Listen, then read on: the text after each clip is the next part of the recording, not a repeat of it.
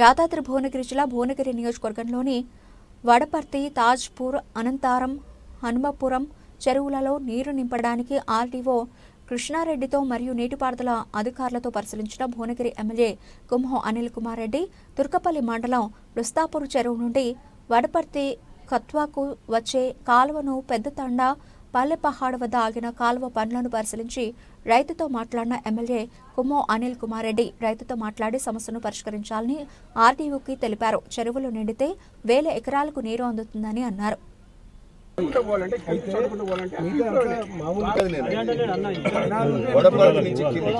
కాలువ లేదా కాలువ లేదంటున్నారు, కింది కాలువ లేదంటున్నారు.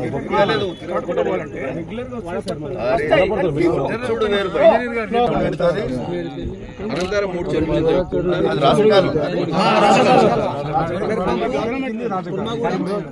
మనం నిలబడే ఇక్కడ అనంతరం వడపర్తి చెరువు 1/2 కిలోమీటర్ అది నిండడంతో దానికి 2 తుమ్ములు అక్కడ సైడ్ ఒక తుమ్ము ఇక్కడ సైడ్ ఒక లేదు. అయితే ఈ కాలువ మంచిగా చేస్తుందంటే 4-5 చెరువులు నిండుతాయి.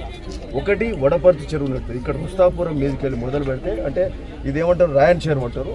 మళ్ళీ మధ్యాహ్నం ఏముంటుంది సౌటకుంట మీదకెళ్ళి ఇక్కడ ఆగా చెరువు అంటే వడపర్తి చెరువు వస్తే వడపర్తి అట్లా హనుమాపురం నీళ్లు హనుమాపురం కూడా పొలాలందరికీ కూడా ఆడ కూడా కుంటుంటది మదిన చెరువు. ఇవన్నీ చెరువులు నిండితే ఏంటంటే ఆ 2 పెద్ద ఊర్లకు సంబంధించి రైతులకు మేలు జరుగుతుంది.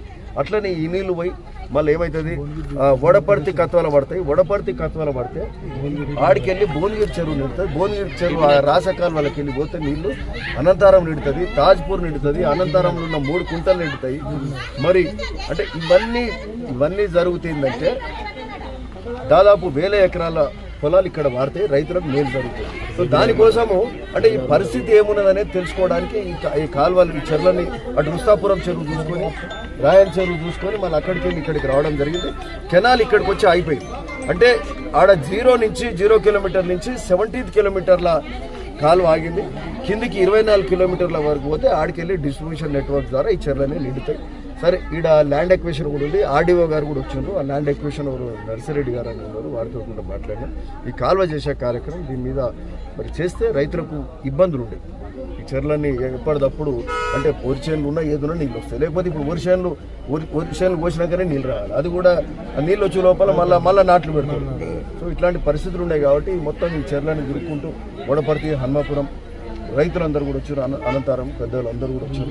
ఓకే అట్లే మరి ఈ రాసకాలువ ద్వారా మన ఆడికెళ్ళి వడపర్తి మీదకి వెళ్ళి అటు బీబీనగర్ చెరువులకు కూడా నీళ్ళు పోతుంది. సో ఇది అంతా యూస్ఫుల్ చెరువు అన్నట్టు. కొండపోచమ్మ నుంచి వచ్చే నీళ్లు మరి ఈడదాకా ఏది మండలి ఏది మన తుర్కపల్లి కాదు మర్కుక్ మండలి మీదకి వెళ్ళి నీళ్లు ఇక్కడ తుర్కపల్లి మీద ఈడదాకా వస్తే అటు బీబీనగర్ దిక్కు అటు మగ్దుంపల్లి వరకు అక్కడ నీళ్ళు పోతాయి. ఇక్కడ మన భువనగిరి నిండితే ఇక్కడ కిందికి అనాశపురం కానీ అటు తుక్కాపురం కానీ ఇవన్నీ కూడా వెళ్ళే కార్యక్రమం కూడా జరుగుతుందని కూడా. సో దీని మీద మనం ఈ కార్యక్రమం సక్సెస్ఫుల్గా చేద్దాం. ఎందుకంటే ఎప్పుడు మీద చెప్తే వాళ్ళు పైన నీళ్లు వదిలే లోపల ఇక్కడ కింది వరకు నీళ్ళు కూడా వస్తున్నాయి. సో దీనికి ఒక పర్మనెంట్